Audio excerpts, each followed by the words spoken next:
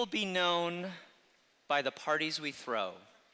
This is the message that I've gotten from this community over the past day or so. It feels a lot longer than that. It's great to be with you. This is my first time to Plywood, and so it's been a lot of fun getting acquainted with all of the parties, and then the other parties, and then more parties. It's you guys know how to have a good time, and it's a lot of fun to be here. Better is possible. I was standing in line waiting for a Cinnabon, and it was a long, long line. And there was a lot of obstructions to my goal, which was to stuff as many Cinnabons in my mouth as possible, because they were very intentional and strategic about not giving you a cup or anything to place those in. So I don't have any shame in having a handful of cream cheese icing and just plopping it on there. I'll go to the bathroom afterwards. I have no shame in that. But I'm not going to get beguiled into taking one Cinnabon as if that's an option. Because I've been to the mall. We've all been to the mall. Like, you don't get one little ball. You get, heart attack and cholesterol for life. So I saw that they were serving the Cinnabon at the bar, and I just went around to the back where nobody was standing and looked official and had my fill of Cinnabon. I said, there has to be a better way, and better is indeed possible. So, thanks.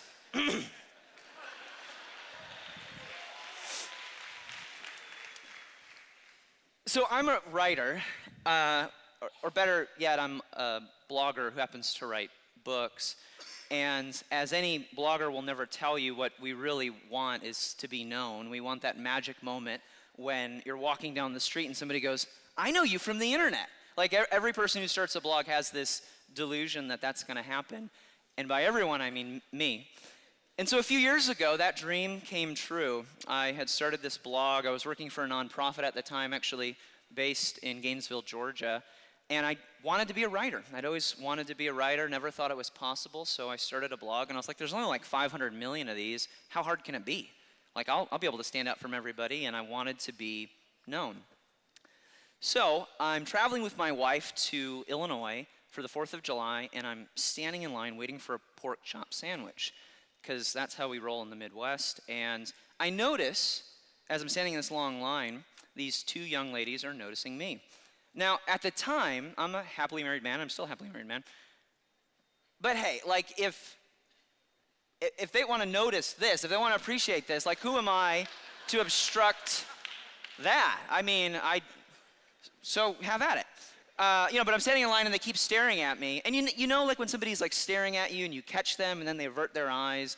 And so we were having, like I'd look at them and they'd avert their eyes, and then a few minutes later I'd look at them and they'd look away. And then the third time I caught them and they realized I caught them and they're like, and they walked over and introduced themselves. And they just look at me for a moment and I go, hi. And they said, are you him? And I had this moment where my soul sucked out of my body and I was looking down on the physical realm and I was going, this is it. Like, I've arrived. I'm a known blogger. And this is going to happen all the time. I'm going to have like free concert tickets and VIP seating. And this is my life now. Like, I just got to get used to it and get humble about it. No, well, yeah, I guess, whatever. I guess it's me. It is he. I am he. Because I'm a writer and I gotta conjugate that correctly. And I go, yeah, it's me, I suppose. And they look at each other and they look really confused and they look back at me and they go, really? I go, yeah, I'm just waiting for my pork chop sandwich. And they go, but what are you doing here? I was like, well, like, we're up from Nashville, and obviously, you know where I'm from, and we're up here and we're visiting family for the 4th of July, and we're here with my wife's family.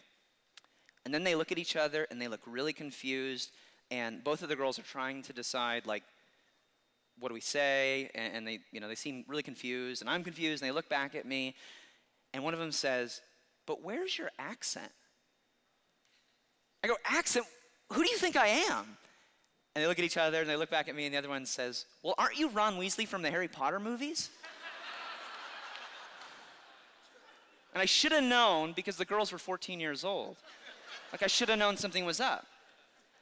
And I said, right, you betcha Nick as I am. And I walked away. And that was my first real experience with fake fame, and I've had lots of experiences afterwards. So to your disappointment, I'm not Ron Weasley. I'm actually older than 14 years old, in spite of the fact that my voice will probably crack. But I am a writer, and for a long time, I wanted this thing that I think a lot of us have had experiences with, we've seen from afar, or maybe we've even experienced this firsthand ourselves, which is this word that we hear a lot now, which is a platform. I want to be able to stand on a stage or broadcast a message that matters. And I think that's great. I don't think there's anything wrong with that. The problem, though, is if you stand up on enough stages, whatever that looks like, in your community, on a literal stage, with a blog, you can start to become a part of the stage and think this is all that's happening. And the platform becomes a part of you in a way that I don't think it's supposed to be. And so the past several years for me have been this journey of building this thing and then realizing that a platform is not about making much of me. It's about making worthy ideas spread. And I realized that I had an ability to do this with writing, but it wasn't about getting my story out there. It was about helping feature stories and ideas worth spreading, which is why it's so fun to be in a room like this, because as somebody pointed out to me last night, I said, what do you like about Plywood? And they said, well, you know, at a lot of conferences when people are like, what's your dream, or what's your idea, or like, what's this, like, what's your big idea? We don't say that here. Everybody says, what are you doing? And I think it's a measure of a powerful community when you're not talking about dreams, you're talking about doing. And so I just want to say it's amazing to be in a room of doers.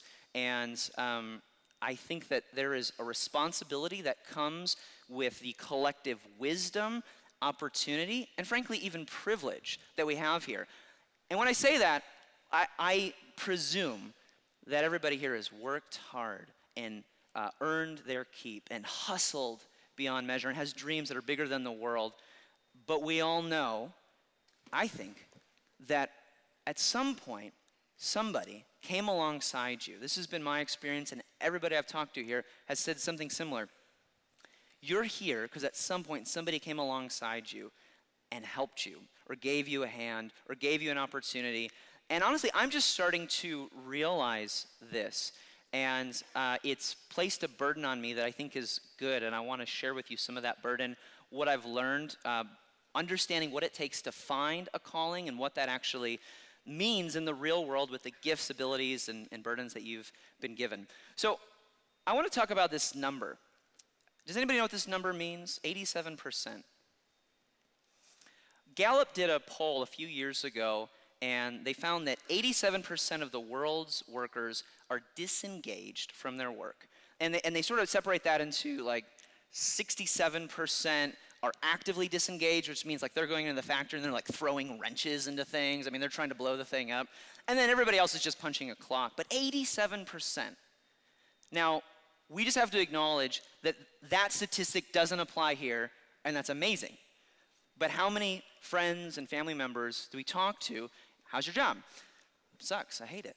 And this has become so commonplace in our culture that we start to think about work as this thing that's bad, that's to be avoided. I'm working for the weekend, can't wait for vacation. 87% of the world's workers, this isn't an American problem, this is a global problem. People are not doing the work that they were meant to do. Now, don't misunderstand me. Like, I don't think that work has to be fun or easy every day. Work is hard, and I think there's something really good about earning something and helping somebody else go through something difficult and earn something and treasure it and believe in it and then share it. But 87% are not happy. They're not engaged. And I just can't help but think if more people actually enjoyed what they were doing, hard or easy, beautiful or dirty, that would be a better world. If people went to work with the passion that so many of you have. So what does that look like, and how do we get to that? Over the past couple of years, I've had this really fun experience interviewing hundreds of people who have found their life's calling.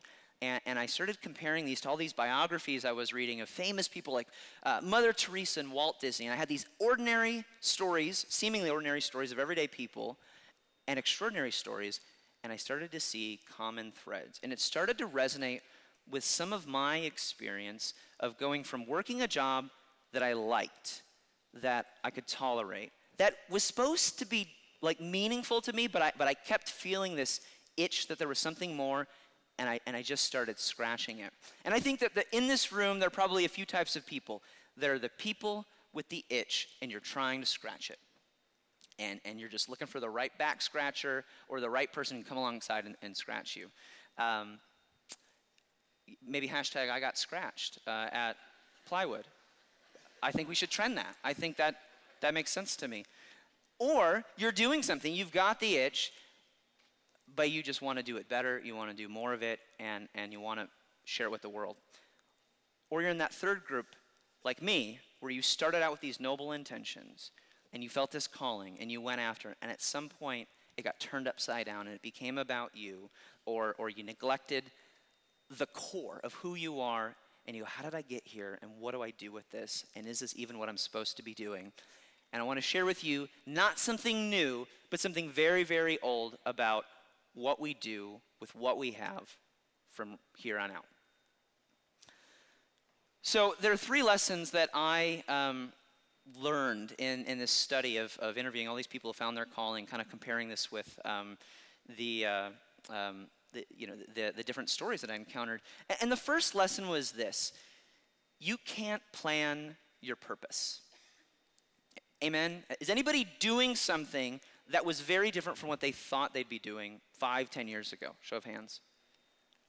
This was surprising to me. This was interesting to me because I thought, like, the American dream, the story that we heard as kids, I think a lot of us, is if you want something, you've just got to believe in it hard enough. You have to get a vision and go after it. And yet when I was talking to people who were millionaires and nonprofit leaders and people who were changing the world in amazing ways, I said, 10 years ago, 20 years ago, whenever you got started, was this what you thought you would be doing? And they go, well, I kind of had an idea. And I would get down to the question, go, was this what you thought you'd be doing? No, I thought I'd be a fireman. Okay, so like, are you going to live in perpetual disappointment and regret of not becoming a fireman? Or does life change and crazy things happen and all these, windy roads lead you to some place that you never could have imagined? So you can't plan your purpose. And one of my favorite stories about this is the story of Walt Disney. So when Walt Disney was 15 years old, he wanted nothing more than a pair of boots. The Disneys were poor. They grew up in the Midwest. They were farmer folk. They moved out to Kansas City to start a newspaper delivery company. And Elias Disney, the father, was a hard-working man, and he worked his boys hard. In some cases, probably too hard. And every winter, this is Kansas City. This is Midwest winter. Anybody from the Midwest? I'm from the Midwest. Like, brutal winter.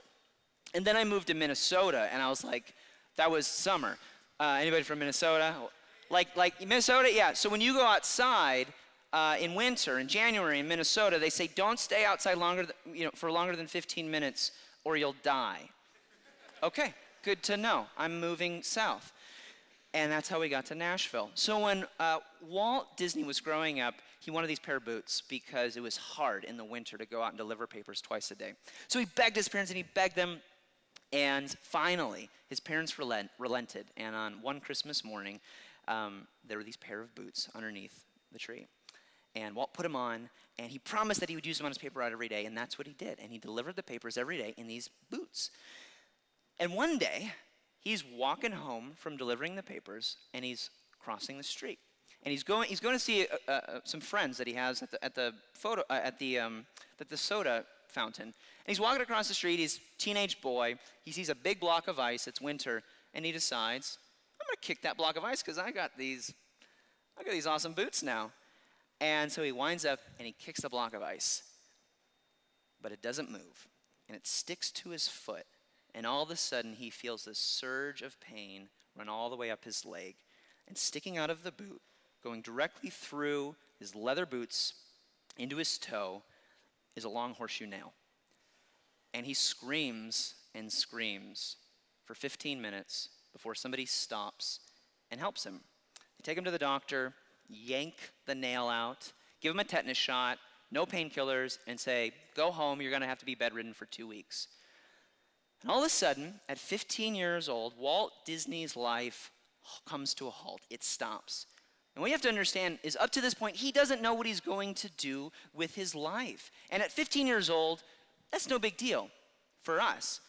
But in the beginning of the 20th century, in the middle of World War I, he didn't have many options. Either get a job with a family business, try to go off on my own and make it, or go to school. Well, go to school was out of the question because he was not a smart kid, at least in the conventional sense. What he knew was that he didn't know much, and he never did well in school, was always distracted. His brother was way more entrepreneurial than he was and could go out and start something, but he wasn't that good at that, and he didn't want to stay stuck at home. And so at 15 years old, lying in bed, what else does Walt Disney have to think about? But what am I going to do with my life? Now, we don't know exactly what went through his mind during that time. We can imagine that some of the things he may have thought of over those 2 weeks were a few things. One, his friend Walter Pfeiffer, whose parents loved the theater and constantly exposed Walt Disney to the theater, to entertainment. Now, the Disneys were puritanical. They did not like any sort of entertainment. They didn't like the theater. They didn't like any of that. That was evil. And so Walt got exposed to this through his friend, Walt Pfeiffer. And he thought about that. He thought about how he loved entertainment. And then he may have thought about how in school, the only thing he liked doing was drawing caricatures and cartoons of his teacher and making all of the students laugh. Or he may have thought of the one time when he and his sister Ruth decided that that big tub of tar next to the house looked like it would make for pretty good paint, and they decided to paint the Disney household. And he promised his sister, this will come off. And painting these zigzags and little houses on the side of the White House, years later, it never came off when the Disneys moved. Any of these things, all these things could have been going through his head. We don't know exactly what went through Walt Disney's head, but we know that at the end of those 2 weeks, he got out of bed and he had one conviction, according to his biographer: I am going to be a cartoonist. Why? Because he didn't have any other choice. And it took something painful, something harsh, something unexpected, a surprise to wake him up to his true purpose. And I think that's true for a lot of us. So there's this guy named Parker Palmer who is an author and an activist, an incredible thought leader. And he says, before I can tell my life what I want to do with it, which I think is a very American, capitalistic, entrepreneurial thing to do. I'm going to tell my life what I want to do with it. Before I can do that, I have to listen to my life telling me who I am. And so at 27 years old, when I had this itch that I couldn't scratch, I didn't hate my life, I actually enjoyed a lot of it, but I felt like, am I settling for something less than the scary calling of my life, something that requires more than I know that I can give? And I started listening to my life. I felt like it was telling me that I should be a writer. And so I think this is the first step in the process of gaining clarity. And I think that we have a responsibility to do two things. One, to answer the calling that we've received, and two, to help others find theirs. And I think answering a calling is really about answering three important questions. And I'd encourage you to write these down and ask each other these questions at some point. What do I love? What am I good at? And what do people want, or what does the world need? And when you start answering those questions, and you find an intersection, that's your sweet spot. That's a place where you find your purpose. Frederick Buechner says, your calling is the place where your deepest joy meets the world's deepest need. I think this is the place that we begin, a place of awareness. And no, you can't plan your purpose, but you can listen to your life. And so I think that activity follows identity, that before you can become something, you have to become someone. Before you can go do great things, you have to ask yourself the really hard question that when we get really busy, we fail to answer, which is, who am I? What am I meant to do? And I think that activity follows identity, that you have to get your identity figured out before you get busy doing things. The second lesson that I learned in this research experiment was you aren't guaranteed success. Anybody want to say amen to that? Anybody ever fail here? One person, one brave person failed. Awesome. Everybody talk to him. Failure is this really difficult thing that we don't like to talk about, but we need to talk about more. When I think of failure, I think of the story of a boy named Garrett Rush Miller, who was at t-ball practice one day, and his father, Eric, who was a nurse, skipped a company meeting to go watch his son play t-ball. And Eric and his wife noticed their son, Garrett, swinging the bat like it's just, something's off. He's running the bases weird, he's wobbly, something is off with his equilibrium. So they take him to the doctor. And the doctor does a CAT scan and reveals a golf ball-sized tumor in his brain. Garrett is 5 years old. So immediately they order a surgery, they send him into surgery, and they operate on him overnight, and he wakes up the next day, and they've removed the tumor, but Garrett is left blind, mute, and paralyzed. And he's given 5 years to live, and the cancer is still there. And the Millers begin counting down the days and months and hopefully maybe years that they have left to spend with their son. And so one night, Eric is sitting in the hospital thinking about how his world is falling apart. And thinking about this was not the plan. This was not what we planned for. This is not what we felt like God had planned for our lives. And yet this is the reality that we're facing. And so often, I think we run into these situations where we go, this is my plan, this is the thing that I want, and then something disruptive, painful happens.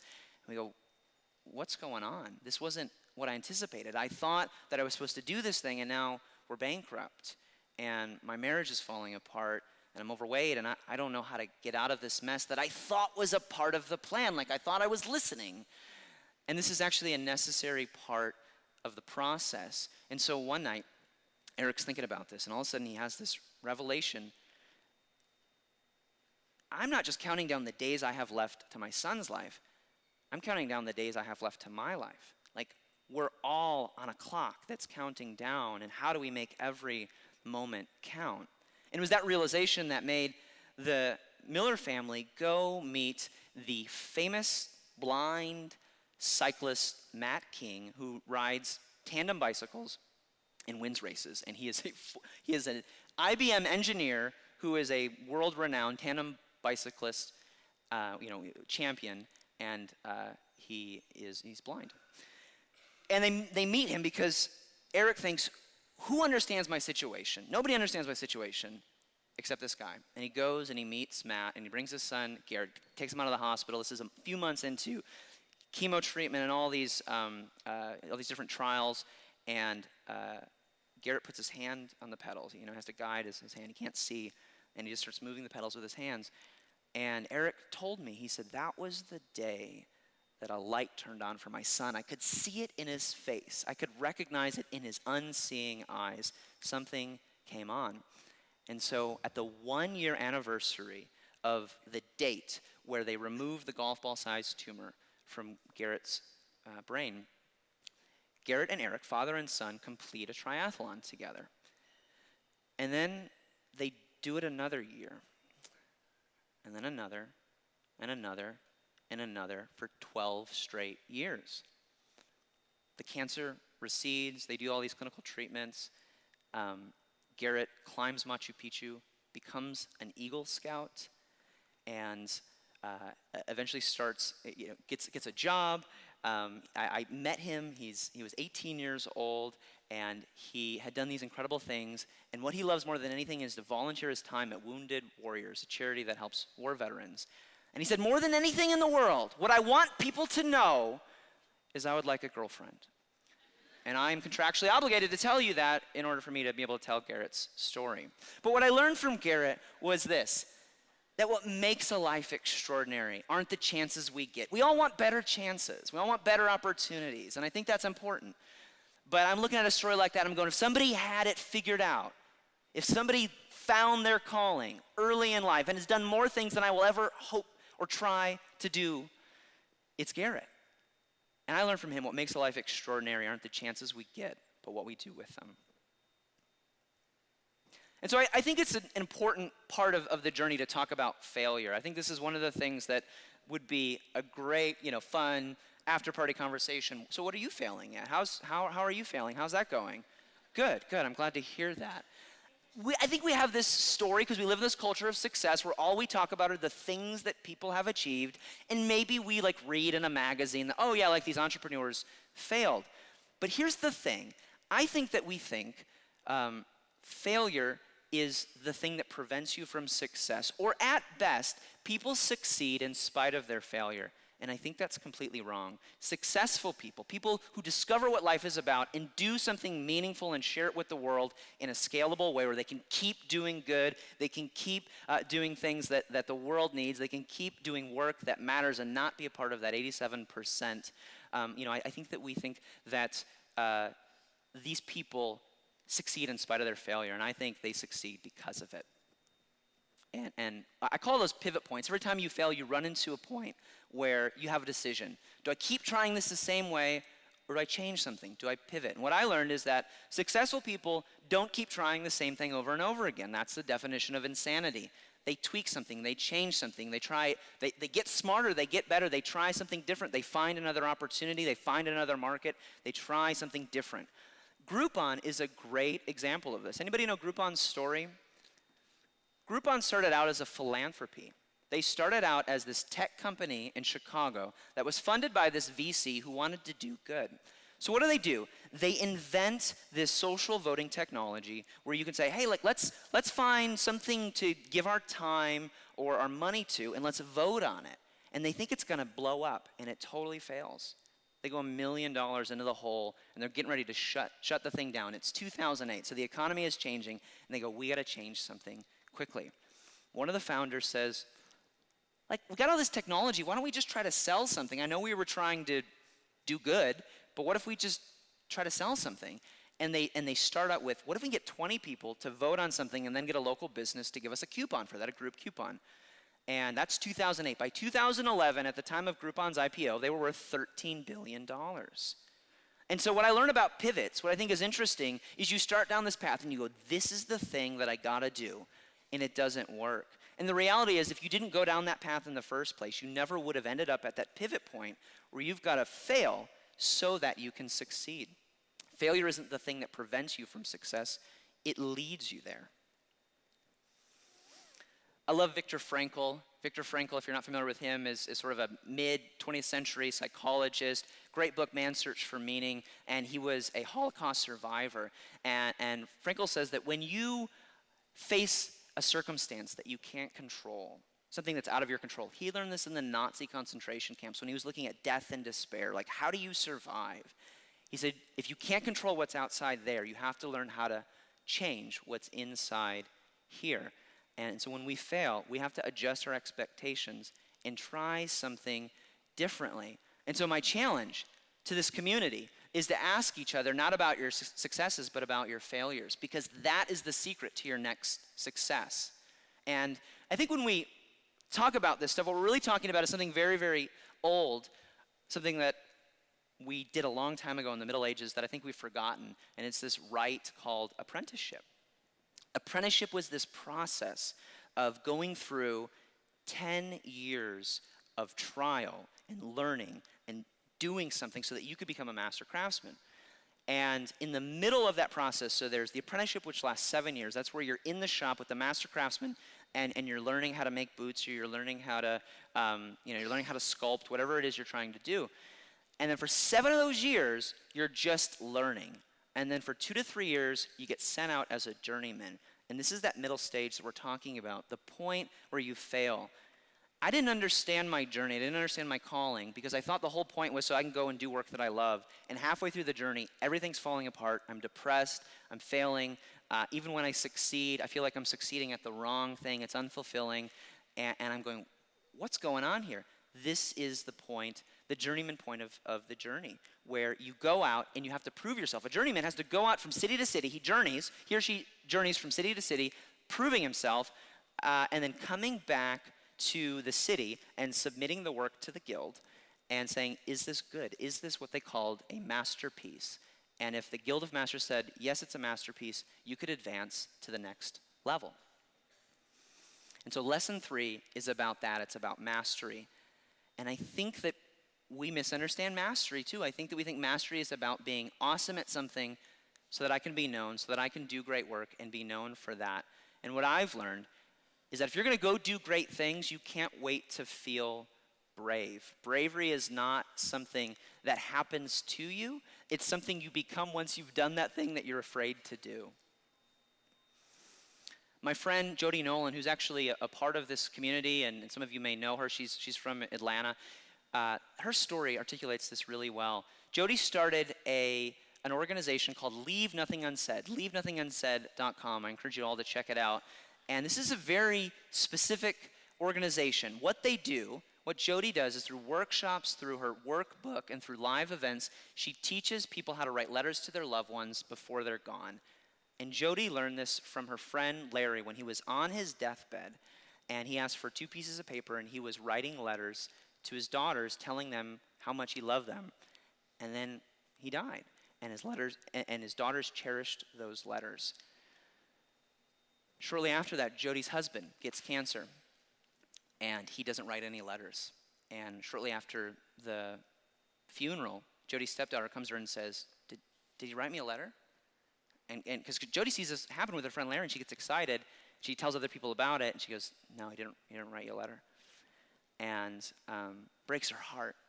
And she starts meeting more and more people who need this. They need letters of affirmation from their loved ones before it's too late.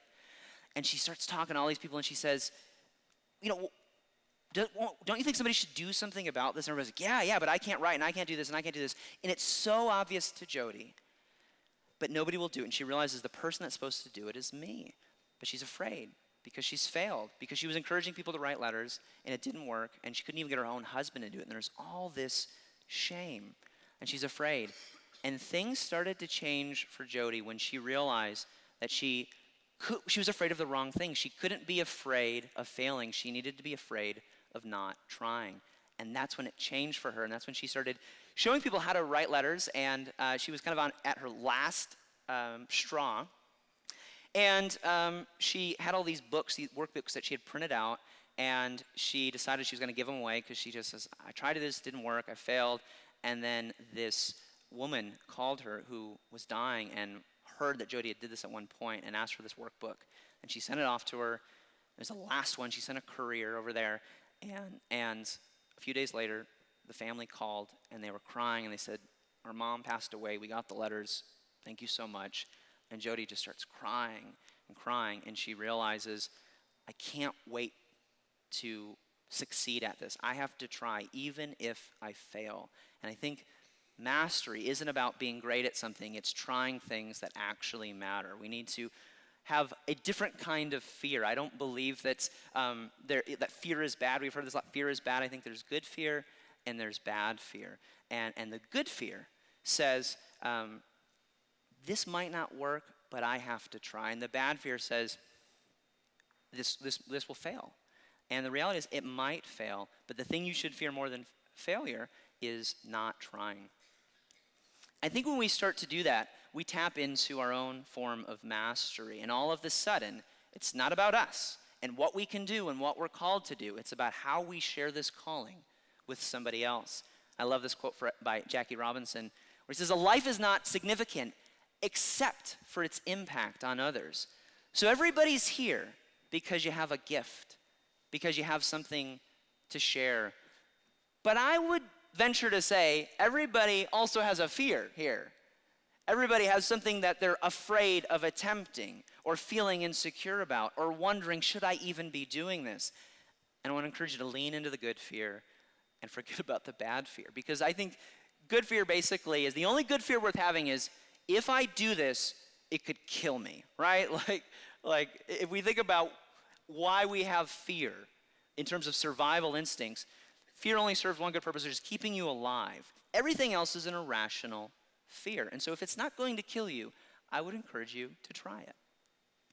But a life is not significant except for its impact on others. When I started to learn this and understand that my calling wasn't about me, it was about sharing my gift with somebody else, it helped me process the things that I was afraid of a lot more easily. And so mastery isn't about being brave, it's about learning to do it afraid. So let's go back to that, me being mistaken for a Harry Potter character and move a little bit, down the timeline. And so a few years into this writing journey, I launch a blog. I eventually get to quit my job and do this full time, and I have achieved my dream. But I've had my head down, my relationships are suffering, my pregnant wife didn't see me for 9 months while I'm just writing this book, really engrossed with this thing that I feel like I was called to do. And the day comes, the big day comes where I publish my book. And everything goes wrong. Amazon doesn't have it, Barnes & Noble doesn't have it, everything goes wrong. And you know, when stuff goes wrong, you go, what did I do wrong? What's wrong with me? You know, you personalize failure. And I'm just mad, and I think it's all about me and what I've done wrong. And so I come home after a long day of work, and I'm just feeling sorry for myself. And I step in to a room full of people. I step into my living room, and my wife has thrown me a surprise party for our book launch. And I immediately go to the cupcake table to drown my sorrows in frosting because I'm feeling sorry for myself. And there's probably some correlation to that, you know, with the Cinnabon thing. I may have a problem. I need to learn how to deal with feelings better. And so I'm eating the cupcakes, and on the table is a card from my wife and my newborn son. And I open it, and it says, "It was never a question of if, but always a matter of when." And all of a sudden I look around and I look at this community surrounding me, supporting me, and I get it. The platform wasn't about me. It was about this community coming together and doing something together. The problem with what a lot of us do is there's a whole team of people, but we tend to point to one person and say, that's the guy that did it. That's the girl that did it. And some of you have those teams. Some of you are a part of those teams. But we're simple-minded people, and we go, look what he did. Look what she did. And the reality is, success is never an individual effort. I believe that every story of success is a story of community.